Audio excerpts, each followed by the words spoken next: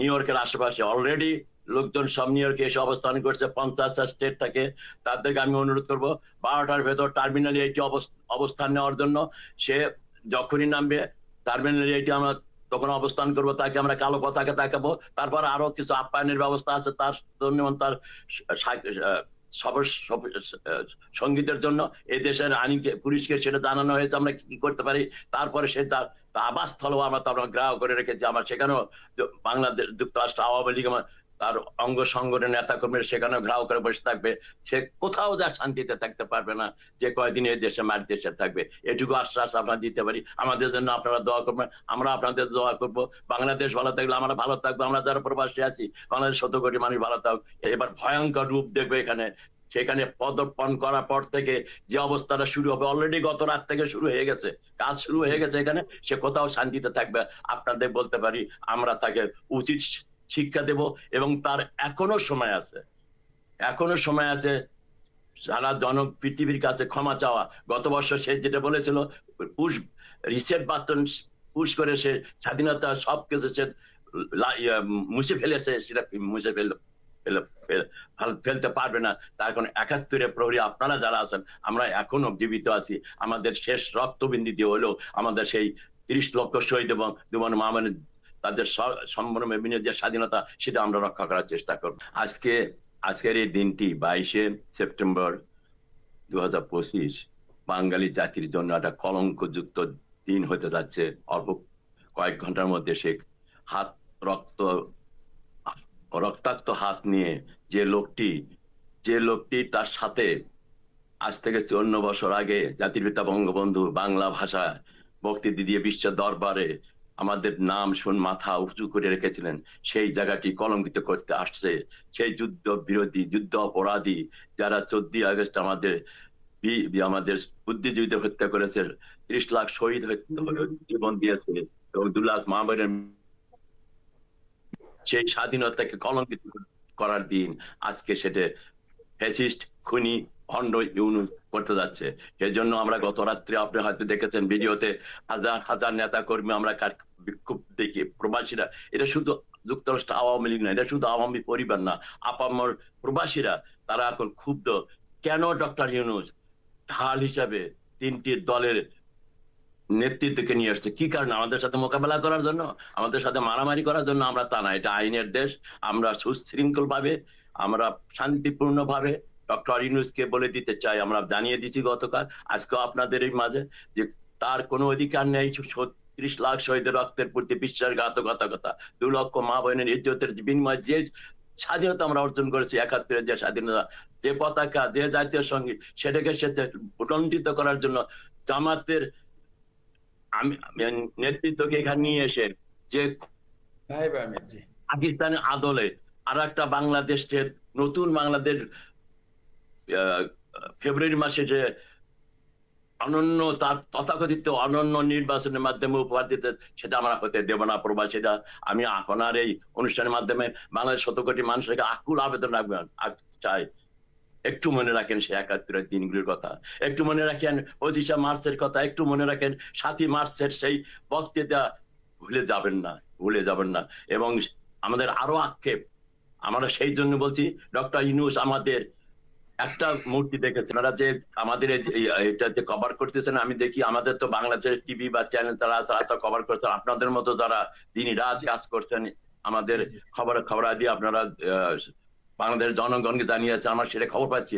আমার গ্রামের বাড়ি থেকে সবাই কল করতেছে, আমরা এখানে কি করতেছি। গতকাল এক সাংবাদিকরে শেষ পর্যন্ত পুলিশ তাকে উদ্ধার করে নিয়ে গেছে। আমরা এখানে সহ্য করবো না 71-এর বিরুদ্ধে কোন ধরনের কর্মকাণ্ড, আমরা সহ্য করবো না এই মাটিতে। সে বাংলাদেশ আওয়ামী লীগে সে কর্মকাণ্ড বাংলাদেশে নিষিদ্ধ করেছে, আমেরিকা তথ্য নিষিদ্ধ করতে পারে। এবং সেটা একটা কথা বলি, দেখেন ওরা কিরকম মিথ্যাচার করে। যে মাহফুজ যখন গতবার এসেছিল, আমরা কিন্তু তাকে মারতে, আমরা তাকে অবরোধ করে রেখেছিলাম। আমরা এখানকার পুলিশকে জানিয়েছি, যে লোকটি এখানে এসেছে, যাকে সম্বোধনা দেওয়া হচ্ছে এই বিল্ডিং এ, সেই ব্যক্তিটি বাংলাদেশে এই টাইমসের খবর অনুযায়ী 3,500 পুলিশকে সে হত্যা করেছে। এবং 3,500 পুলিশের যারা হত্যা করে তাদের বিচার করা যাবে না, সেই সরকারের on of the master mind হলো এই ব্যক্তিটি। অতএব তোমাদের আমার সহযোগিতা চাই। পুলিশ কিন্তু আমাদের সম্পূর্ণভাবে সহযোগিতা করেছে। সে যখন 6 ঘন্টা অবরুদ্ধ অবস্থা ছিল, কিন্তু পক্ষান্তর তারা কি বলতেছে, আমাদের বিরুদ্ধে নাকি কেস করেছে, এবং কয়েকদিন আগে আমরা জানি না মিথ্যা সংবাদ যে একাধিক ব্যক্তিকে তারা দেশে FBI অ্যারেস্ট করেছে, একাধিক হলে একজন হলো সেটা সিদ্দিকুর রহমান। তো আমাকে কোনো অ্যারেস্ট করা বা আমি তো কোনো ললেস কাজ আমরা করিনি, আমরা তখনও করিনি, এখনো করবো না, যে সময় থাকবে তাও করবো, কিন্তু এদেশের আইনের ভেতর দিয়েই আমরা যা যা করা সেটা করবো, এবং সেটা আমরা দেখতে পাবেন। ডক্টর মোহাম্মদ ইউনূসের নিউ ইয়র্ক সফরে রাজনৈতিক দলের নেতৃবৃন্দদের কেন নেওয়া হচ্ছে, কেনই বা তারা যাচ্ছেন? গ্যালারিতে বসে ফুটবল খেলার মাঠে যেমন তালি দেওয়া ছাড়া অন্য কোনো কাজ থাকে না, এমন অপমানজনক কর্মসূচিতে কেন তারা যাচ্ছেন? এটা নিয়ে অনেক জল্পনা কল্পনার পরে থলের বিড়াল বেরিয়ে আসছে।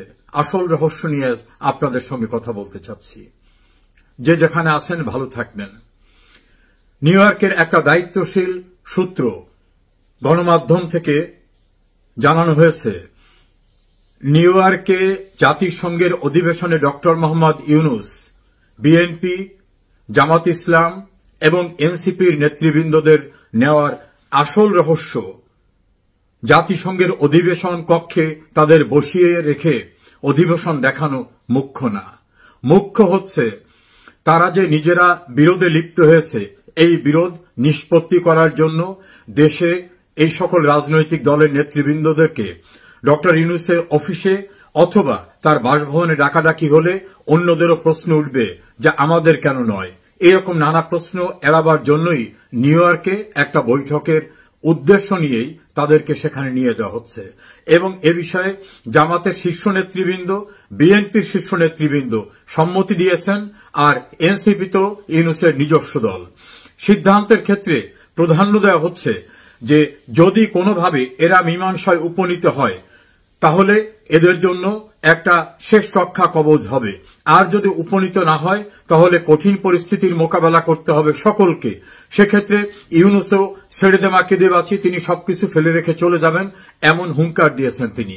অন্যদিকে বিদেশে থাকা আওয়ামী বিরোধী অনলাইন অ্যাক্টিভিস্টরাও এর সঙ্গে সম্পৃক্ত হয়েছেন। তারা বলেছেন শেখ হাসিনা এবং আওয়ামী লীগের যে বিচার কার্যক্রম চলছে, এই বিচার কার্যক্রম ভণ্ডুল হয়ে যাবে। সারা বাংলাদেশে তাদের কথিত জুলাই আগস্ট আন্দোলনে যারা মারা গেছেন সেই সকল বিষয়ে যতগুলো হত্যা মামলা হয়েছে, অন্যান্য মামলা হয়েছে, সেই মামলার কার্যক্রমও আর সামনে এগোতে পারবে না। অন্যদিকে আওয়ামী লীগ ভারতের সাহায্যে এবং দেশে আওয়ামী লীগের যারা সহযোগী আছে 14 দল জাতীয় পার্টি, তাদের নিয়ে আওয়ামী লীগ যে কোনো সময় হামলে পড়বে। সেই হামলা ঠেকাবার জন্য বাংলাদেশে প্রতিরক্ষার জন্য ইউনূস সরকারের নতুন কোনো ব্যবস্থা নাই। এক্ষেত্রে পুলিশের উপর আস্থা রাখতে পারছেন না, সেনাবাহিনী কি করবে সে বিষয়ে তারা সন্দিহান।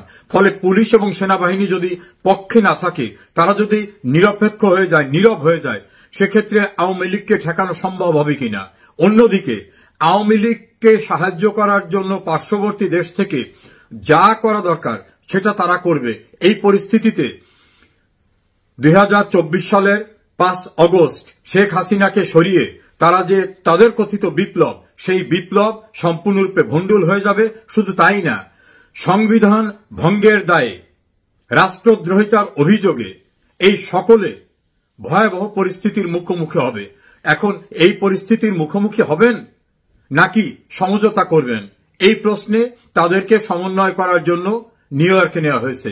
এবং সেক্ষেত্রে একটি দায়িত্বশীল সূত্র জানিয়েছে, সেক্ষেত্রে আমেরিকার একটি এজেন্সি গুরুত্বপূর্ণ ভূমিকা পালন করবেন। দেশের ভিতরে আওয়ামী বিরোধী যারা, আওয়ামী লীগের বিরুদ্ধে ডিজিটাল অনলাইনে খুব অ্যাক্টিভ যারা, সেই অনলাইন অ্যাক্টিভিস্টরা এবং এই যে 3 শিবির, তাদের সকলকে নিয়ে একটা চূড়ান্ত মেসেজ দেওয়ার চেষ্টা করা হচ্ছে ইউনূসের পক্ষ থেকে। নিজেরা বিরোধ করলে আওয়ামী লীগ এসে যাবে, আওয়ামী লীগ এসে গেলে আপনাদের কারো রক্ষা থাকবে না, আমাদের রক্ষা থাকবে না। ফলে জুলাই সনদ বলুন, অন্য যা কিছু বলুন, কোনোটা আর বাস্তবায়ন করা সম্ভব হবে না। বরং শেখ হাসিনা এসে গেলে ভয়ঙ্কর পরিস্থিতি হবে, কেউ রক্ষা পাবেন না। এ জাতীয় জুজুর ভয় দেখানো হচ্ছে। এই ভয়ে তারা একে অপরকে মোটামুটি ছাড় দিয়ে বৃহত্তর স্বার্থে আওয়ামী বিরোধী ঐক্যটা কিভাবে ধরে রাখা যায়, নির্বাচন করা, অন্যান্য বিষয়গুলো সারা, এইগুলি তাদেরকে বোঝানো হচ্ছে। এখানে একটি বিষয় প্রাধান্য দেওয়া হচ্ছে, শেখ হাসিনা এবং আওয়ামী লীগের গুরুত্বপূর্ণ নেতৃবৃন্দের যে বিচার চলছে সেই বিচার শেষ করতে গেলে তো একটু সময়ের দরকার। সেই সময়টা this way that way allow করতে হবে। যদিও প্রধান উপদেষ্টার প্রেস সেক্রেটারি বলছেন পৃথিবীর কোন শক্তি নেই যে এটা সরাতে পারবে, এটা কথার কথা, পরিস্থিতি শান্ত করার জন্য। কিন্তু প্রধান উপদেষ্টা এবং তার কিচেন ক্যাবিনেটের ডিসিশন হচ্ছে শেখ হাসিনার বিচার চূড়ান্ত না হওয়া পর্যন্ত নির্বাচন করা কোনোভাবেই বুদ্ধিমানের কাজ হবে না, সবার জন্য বিপদ হয়ে যাবে। বিএনপি দ্রুত নির্বাচনের পক্ষে হলেও এই প্রশ্নে বিএনপি নাকি কিছুটা নমনীয় হয়েছে, সেক্ষেত্রে কিভাবে কি করা যায়। অন্যদিকে এনসিপি এবং গণ অধিকার পরিষদ তারা একীভূত হওয়ার যে প্রক্রিয়া সেটাকে এগিয়ে নেওয়া, দেশের কিছু কিছু এলাকায় তাদের শক্তিশালী সাংগঠনিক কাঠামো তৈরি করা, জামাত ইসলামীর কিছু প্রস্তুতি বাকি আছে সেই প্রস্তুতি সম্পন্ন করা, সবকিছু মিলে বিএনপি ছাড়া অন্য যে গ্রুপটা রয়েছে আওয়ামী বিরোধী, তারা সময়ের আশা করছেন যে কোনো মূল্যে তারা সময় পাবেন, প্রয়োজনে তারা রাজপথ গরম করবেন, তখন ইউনূসের বলার সুযোগ হবে অস্থির পরিস্থিতিতে নির্বাচন করার মতো পরিবেশ নাই। এ সকল বিষয় নিয়ে নিউ ইয়র্কে খুবই গোপনীয়তার সঙ্গে বৈঠকের আয়োজন রয়েছে, যাদেরকে নিউ ইয়র্ক নিয়ে যাওয়া হয়েছে এবং কেউ কেউ নিউ ইয়র্ক থেকে বা অন্যান্য দেশ থেকে এসেও ওখানে অংশগ্রহণ করবেন। জানা গেছে শেখ হাসিনা বা আওয়ামী বিরোধী অনলাইন অ্যাক্টিভিস্টরা বিভিন্ন দেশ থেকে নিউ ইয়র্কে আসছেন, তারাও খুবই গোপনে অতি সন্তর্পণে এই বৈঠকে অংশগ্রহণ করবেন এবং তারা বলবেন যে যদি তাদের সহযোগিতা, তাদের পরামর্শ নেওয়া না হয় তাহলে তারা রিভোল্ট করবে, রিভোল্ট করে যা করা দরকার সেটা করবে, তখন কিন্তু এরা অনেকেই টিকতে পারবে না। বিএনপির ভিতর আরেকটি আতঙ্ক রয়েছে যে ডক্টর ইউনূসের নেতৃত্বে নির্বাচন হলে সেটা ডাকসু এবং জাকসুর মতো ঘটনা ঘটে যাবে কিনা। তাদের বদ্ধমূল ধারণা ভোটের মাধ্যমে ডাকসু এবং জাকসুতে শিবির বা শিবির সমর্থিত যে জোট সেই জোট নির্বাচিত হয়নি। এটা একটা মেটিকুলাস ডিজাইন করে বাক্স আগেই বোঝাই করে রাখা হয়েছে, কাউন্ট সেন্টারে নেওয়ার আগেই বাক্স পরিবর্তন হয়ে গেছে। এটা তাদের দায়িত্বশীল বক্তব্য, দায়িত্বশীল সূত্রের বক্তব্য। যারা প্রার্থী হয়েছিলেন ছাত্রদল থেকে তারা প্রচন্ডভাবে ক্ষুব্ধ যে আমরা একটা বিক্ষোভ করলে আমরা যদি সামনে আনতে বলতাম তাহলে অনেক কিছু পাল্টে যেতে পারত, কিন্তু দলের পক্ষ থেকে এই মুহূর্তে এটা নিয়ে বড় ধরনের কোনো কনফিউশন কেউ যে যেতে রাজি না হয় তারা হতাশ হয়ে পড়েছে। ফলে ছাত্রদল কার্যত একেবারে মুখ থুবড়ে পড়েছে। অন্যদিকে যারা জামাত শিবিরের বিরুদ্ধে খুব সোচ্চার হয়ে কথা বলেছিলেন বিএনপির ভিতরে, তারাও এখন অনেকটা কোণঠাসা অবস্থায় পড়ে গেছে। এই পরিস্থিতিতে নিউ ইয়র্কে বৈঠক হবে, সেই বৈঠকই আলটিমেট সিদ্ধান্ত হবে বাংলাদেশে আওয়ামী লীগকে ঠেকাবার জন্য। মুক্তিযুদ্ধের পক্ষের আওয়ামী লীগের অ্যালায়েন্স, জাতীয় পার্টি সহ অন্যদেরকে ঠেকাবার জন্য কি নতুন ফর্মুলা বের করা যায় সেটা নিয়েই হবে মুখ্য আলোচনা। অপেক্ষা করুন, আমি অবশ্যই আপনাদের আপডেট জানাবার চেষ্টা করব। আমার আজকের এই তথ্যটি নিউ ইয়র্কে কর্মরত একাধিক গণমাধ্যম কর্মী, রাজনৈতিক বিশ্লেষকরা যারা খুব নিবিড়ভাবে পর্যবেক্ষণ করে থাকেন এজাইতো ক্রাইসিস, এমনকি যারা মার্কিন বিভিন্ন ঘনিষ্ঠ এজেন্সির সঙ্গে নানাভাবে কাজ করে থাকেন, তাদের দেওয়া তথ্যের উপত্যের ভিত্তিতে।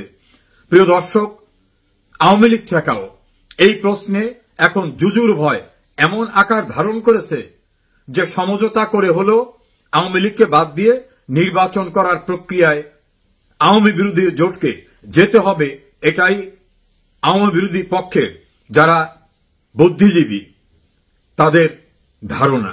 আওয়ামী লীগের বিক্ষোভকে চাপা দেওয়ার জন্য, ধামা চাপা দেওয়ার জন্য, প্রতিহত করার জন্য ইউনূস সাহেব পরিকল্পিতভাবে এই নেতৃবৃন্দকে নিয়ে যাচ্ছেন।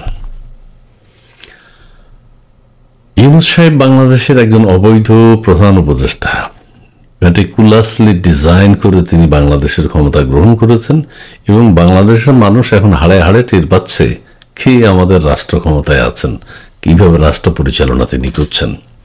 এবং তিনি তার মনের মধ্যে যে বিদ্বেষ, হিংসা, প্রতিহিংসা, সেটা কিন্তু তিনি দেখিয়ে যাচ্ছেন এবং বাংলাদেশকে ধ্বংস করা, বাংলাদেশের ভূখণ্ডকে বিক্রি করে দেয়া, সেটার পাঁয়তারা তিনি করছেন। যেহেতু তিনি এইসব করছেন, বাংলাদেশে মব ভায়োলেন্স চালাচ্ছেন, হত্যাযজ্ঞ চালাচ্ছেন, বহু কিছু করছেন, সেটি আপনারা দেখতে পাচ্ছেন।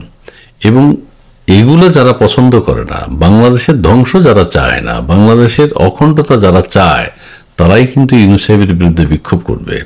যে এইরকম একজন ন্যাক্কারজনক মানুষ জাতিসংঘ সাধারণ অধিবেশনে বাংলাদেশের পক্ষে ভাষণ দেবে, এটা দেশপ্রেমিক সাধারণ মানুষ, আওয়ামী লীগ, মুক্তিযুদ্ধের সপক্ষের মানুষ কিন্তু মেনে নেবে না, মেনে নেয়নি।